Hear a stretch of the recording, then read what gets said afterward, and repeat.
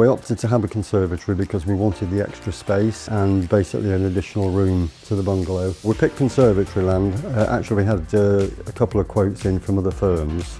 And then we saw them online. We could see that they were fairly local to us, so we went down, had a chat with them, very helpful, very good, gave us an instant quote which impressed us. They explained to us all what the stages would be. They kept us informed all the way along as well, which was very good, both by email and phone call. What appealed about the conserva base was that it was going to speed up the job enormously from what it would be if you went for a traditional base. We didn't have to have footings dug.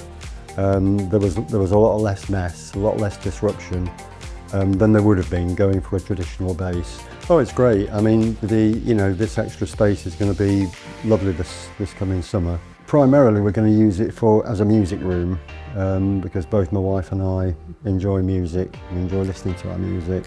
But it'll be also nice in the summer, as I've said, with the French doors there. We can just step out onto the patio, and the plan is to sit out there because we do get a lot of sunshine here in the afternoon. Would we recommend conservatory land to other people? Most certainly we would, yeah. We had one or two things that we wanted altering and changing at the start. Nothing was too much trouble for them, it was no problem. They were very good, they bent over backwards actually to help us, and yeah, no hesitation in recommending them.